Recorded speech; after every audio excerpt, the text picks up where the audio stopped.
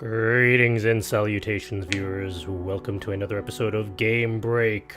I am Charles, coming back to you today with another episode of Cursed Sight. Last time round, we met our protagonist, Guy, G-A-I, who apparently has been sold into servitude, which always sucks and is never really appropriate, but we haven't fully learned the situation as to why and just what he's going to be doing, but apparently he has met his master, person who he will be reporting to, Miyon, for better or worse. Maybe a seer, maybe someone of note or power, considering what she's done within like the 25 minutes we had of this game in episode 1. You know what? Hey, let's just dive right back in, see what the hell we are in for.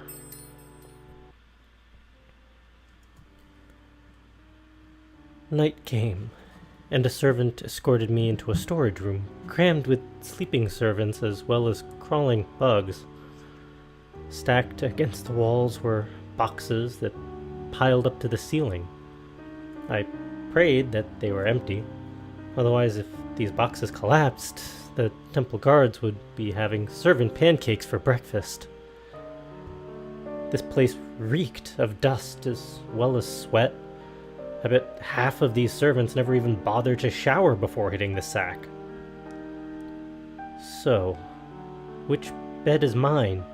I asked the servant who had led me here. Any of them. Yeah, should have known. A bedsheet near me appeared to be unused, but just as I reached for it, another servant swooped in and snatched it from my hands. What? Did you write your name on it? I asked, gritting my teeth to refrain from punching him. With a scowl, the servant pointed at a wet patch on the bedsheet. Did this guy pee on it as a marking? Oh, okay. My bad, then. These bedsheets were so thin that they might as well not be there at all anyway. But everyone had one, so I felt uneasy being the odd one out. I spotted another unused bedsheet in the corner. This time I dove at it to ensure nobody would beat me to my prize. Maybe I should pee on it as well, or just spit, just to be safe. I crawled into the bedsheet, and before I could even close my eyes, a pair of mosquitoes buzzed around my ear. Shaking my head, I rolled to one side and covered my ear with the bedsheet. It muffled the buzzing somewhat, I suppose. After shutting my eyes, fatigue took over and I collapsed into sleep, which meant the mosquitoes scored themselves a real feast.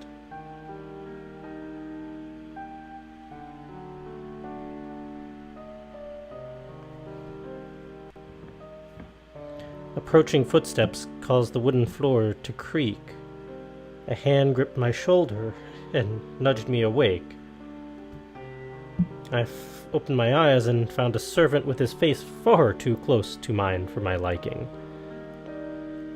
Hey, go sleep the king's throne room, he said.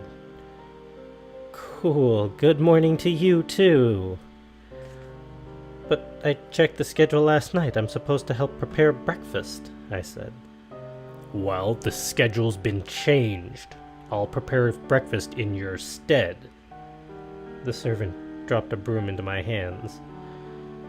I bet he just wanted to steer clear of the king and decided to pick on the new guy. If he thought I could be pushed around easily, well, he might be right. Because I got up to do as ordered.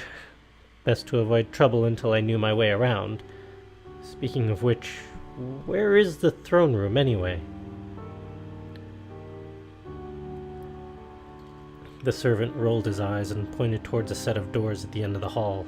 By the way, there's a trial going on, so no need to knock. Just do your job and keep out of sight.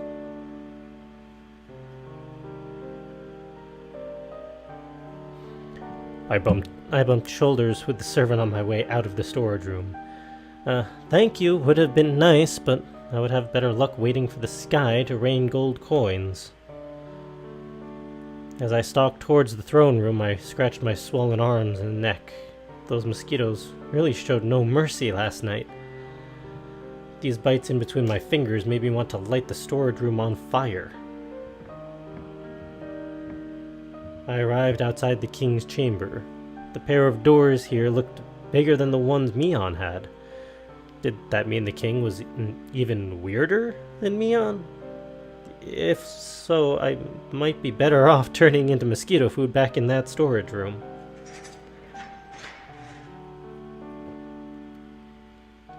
The doors groaned as I pulled them open, destroying any hope I had of being discreet. After taking a deep breath, I walked in. There he was, at the end of the room. The king of East Taria. He sat behind a curtain that stretched from wall to wall, but his silhouette made my legs quiver. Stone pillars formed a line evenly on either side, holding the ceiling in place. Paintings of men and women with crowns hung on these pillars. They must be the kings and queens from past generations.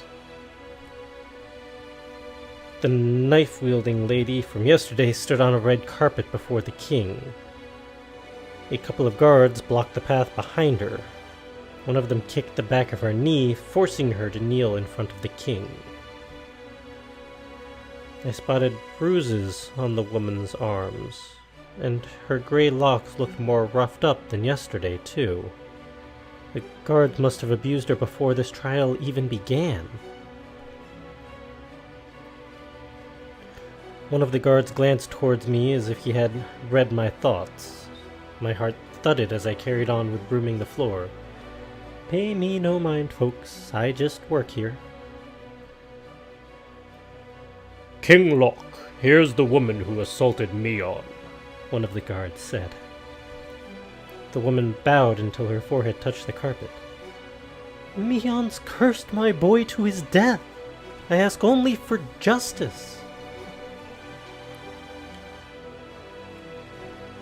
Miyon's power is common knowledge among our nation, Locke said.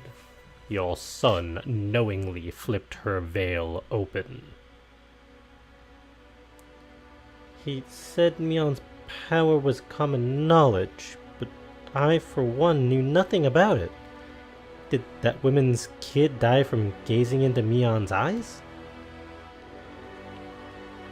The mother began to sob. My boy was only 8. Of course he'd be curious. We should have that monster blindfolded, or blinded altogether.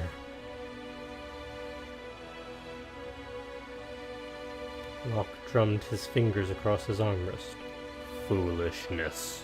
Cover Miyon's eyes and we seal her powers as well. She's more valuable to the nation than all of you ants put together. Even the guards traded frowns upon hearing those words. These guards had been treating me like a sewage rat, and now the king just cast them into my category. Welcome to the sewers, folks. Hope you like the smell. Send this woman to the guillotine, the king said. She shall serve as an example to our nation. Jeez. With brows still arched, the guards lifted the woman by her armpits. As they dragged her away, I thought she would beg for mercy, but all she did was smile. There's no need to feel alone, sweetie. Mummy's coming to you soon. As I left the room, I squeezed the broom's handle to stop my hands from shaking. East Taria meant business when it came to their treasure. Yesterday I threw a blanket over Miyon's face and called her names. If she had reported it, I might have been killed. Doc, I might have developed a case of Miyon phobia. From now on, I must keep a distance from her at all times. Maybe I should get a fishing rod to hand her things from afar. Tears welled up in my eyes as the faces of my parents surfaced in my mind. I wiped a sleeve across my eyelids. No way would I miss the two people who had sold me here. I did, however, worry for my baby sister. She played no part in any of this. I wondered what my parents would tell her when she grew up. They might say I died in an accident, or simply claim I never existed. The thought made me tear up again. I clenched my fists to rinse away my sadness with anger. My mind seemed to be all over the place this morning. I blamed it on my lack of sleep. Maybe I should go hide in the changing room and sneak in a quick nap. Uh-oh. I heard bells ringing in the main hall. A series of jingles strung together to produce a soothing melody. Curiosity won me over, and I headed for the hall to take a peek.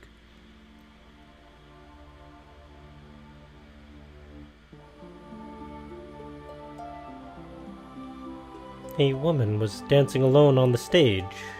She had dozens of bells tied around her arms, and as she twirled, these bells produced music that echoed across the room. My parents had once told me about these performers. Belstresses, I believe they were called. East Taria's emblem occupied the back wall, partially obscured by a pair of red pillars. Potted plants formed a circle around the stage and exuded a fragrance that developed the hall. Several other servants slacked off from their duties to watch the performance. But most of them paid this belstress no attention, so I guess she must be a regular here. A group of 10 people watched this performance from the front row. The men wore suits ironed many times over, while the women donned earrings almost as big as their heads. They must be the belstress's real audience. Once the belstress finished her act, she bowed at the applauding crowd. A guard then walked in to greet the guests. He was all smiles as he escorted them off to another area of the temple. These rich folks probably gave the guards tips on their way out. I could think of no other explanation for their friendliness. Heck, if I too had coins to spare, I could make the guards play fetch, lick my shoes, and call me Master Guy. As the belstress stepped down from the stage, I heard footsteps running towards her. Even without turning to look, the ringing bells told me it was Miyon. She ran pretty fast for someone who was too lazy to take out her own blanket. Miyon dove into the belstress's arms, almost bowling over. "Sasa! Sasa!" I forget Miyon's voice from last time round. Oh dear. If we're gonna have this many females, as in more than one, we're gonna have a problem. Having heard about Miyon's cursed sight, I would scream if she clung that close to me. Either this Sasa lady knew something about the curse, or she was feeling real lucky.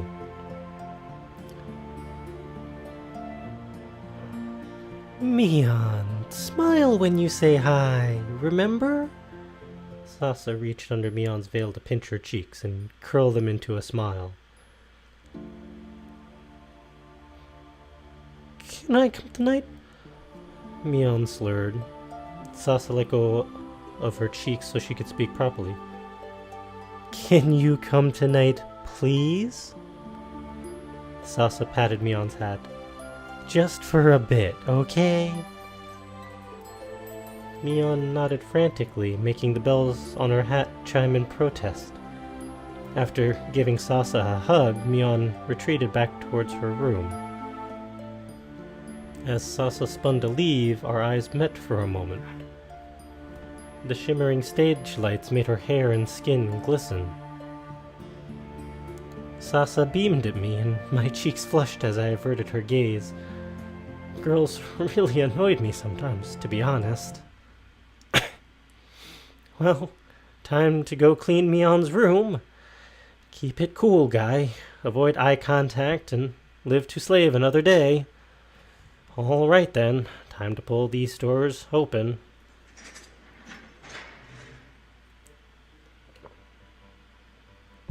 Miyon opened her mouth the second I entered her room. Her earlier chat with Sasa must have put her in a talkative mood. 3 oranges, one smaller than the others, Miyon said. 2 apples, 4 pears, cold water, 15 incense sticks, 2 half-burned.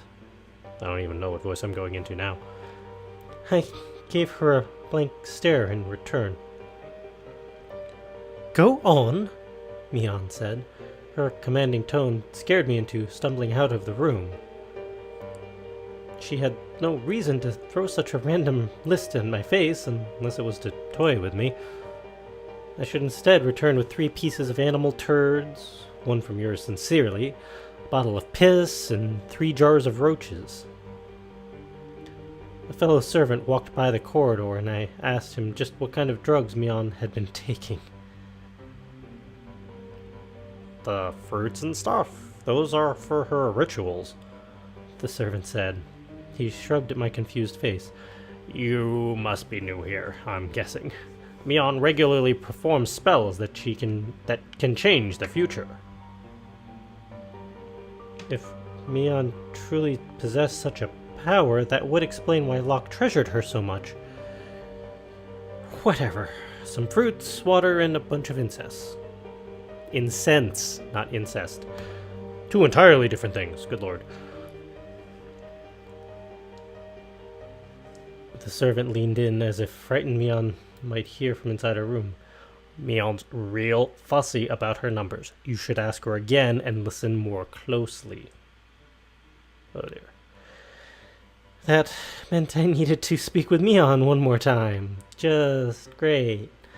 When I walked back into Mion's room and asked her to repeat the list, as expected, she lectured me about my lack of attention. After picking up my self-esteem off of the carpet, I headed out to collect what Miyon had asked for. I then returned to place the fruit basket, water bowl, and incense tray in front of her. There. You're welcome.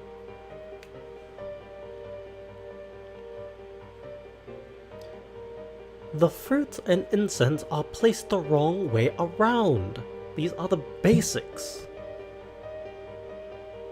They said Miyon had the cursed sight. Maybe I should show her my cursed mouth. A torrent of insults threatened to spew out, and I barely managed to swallow them back in. Oh, Mistress Miyon, please forgive this humble servant for not possessing such common knowledge. I swapped the fruits and incense around because Miyon sure showed intention of moving them herself. Miyon leaned towards the bowl and whispered a chant.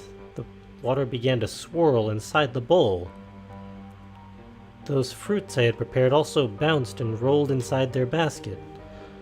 Eventually, the entire floor started to shake, forcing me to lean against the wall for support. Excuse me. Maybe I should run from the room, but if this ritual could put my life at risk, Miyon would have warned me about it. Oh, wait. Miyon cared for me about as much as someone might worry about a pillow.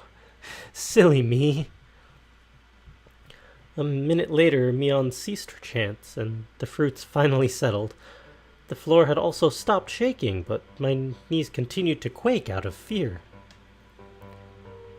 3 days of rain starting from tonight. That should help the farmers with their crops. I guessed she was predicting the result of her ritual.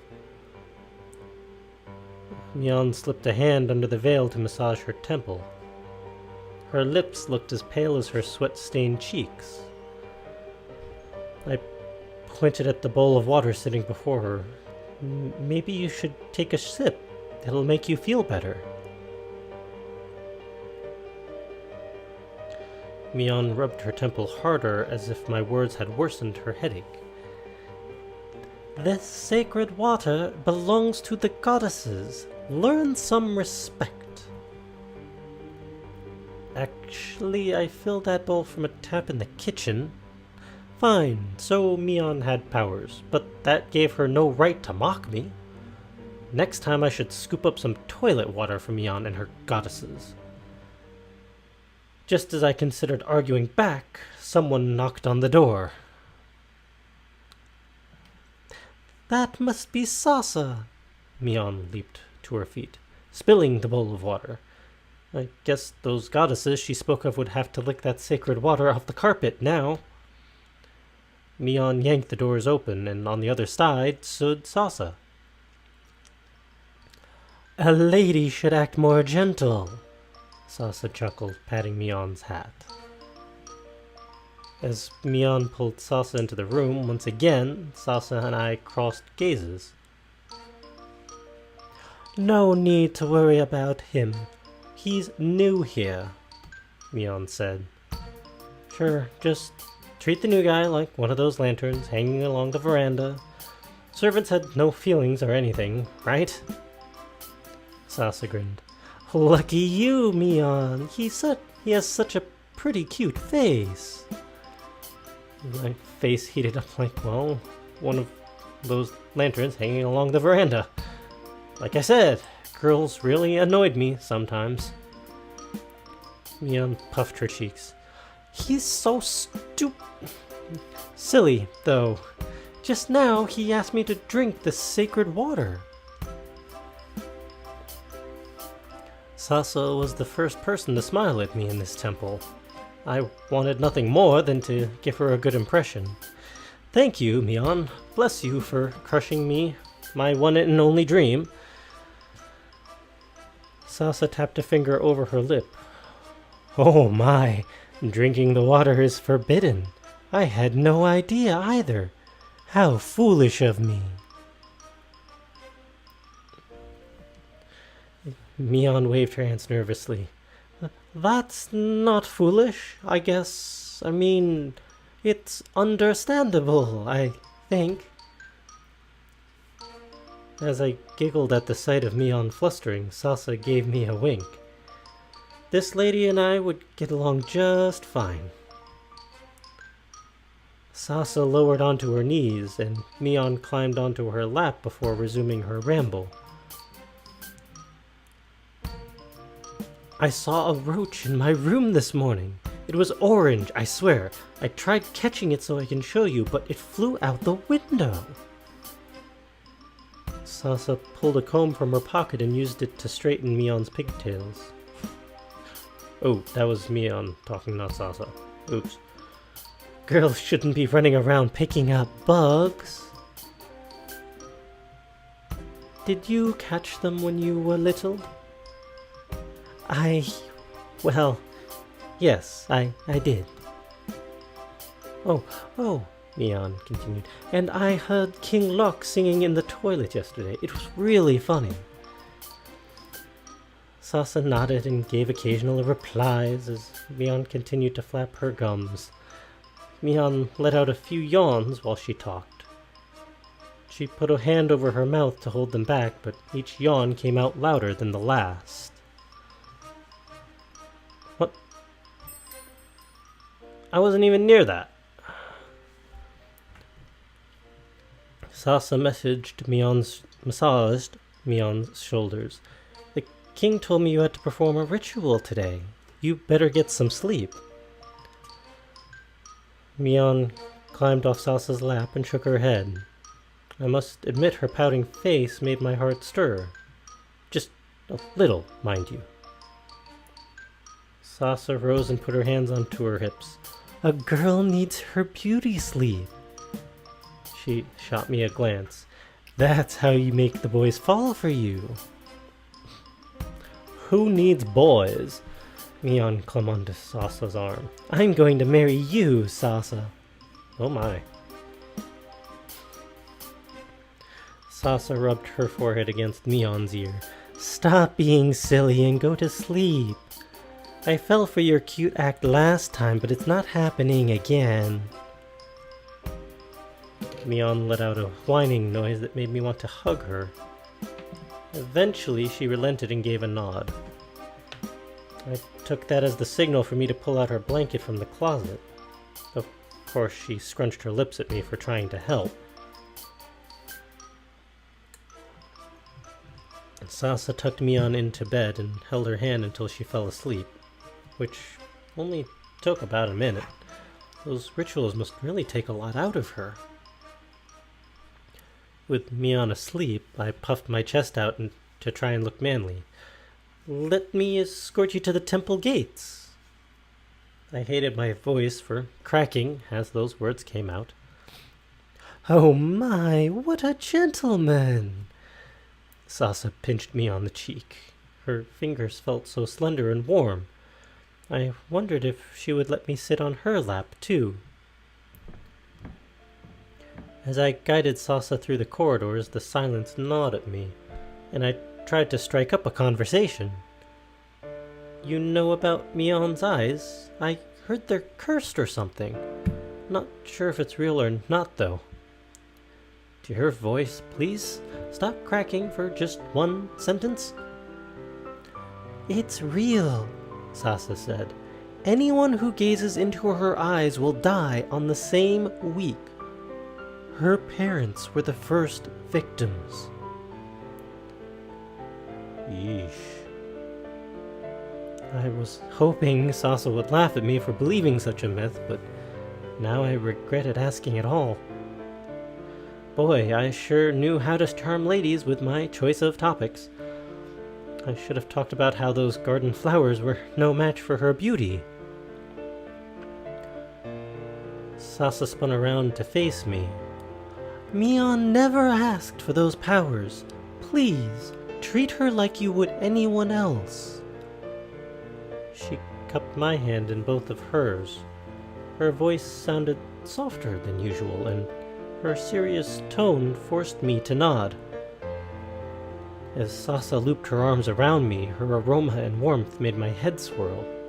If Miyon wanted to marry Sasa, she would have to fight me first.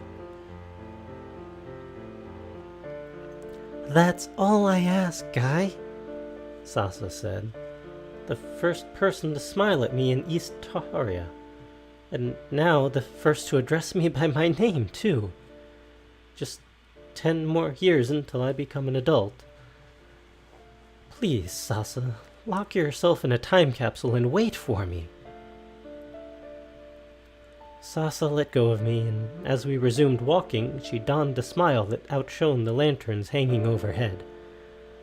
If I had known it would snow, I would have worn more clothes. Ah, that was her. When Sasa said those words, I surveyed up and down at her clothing. She narrowed her eyes at me.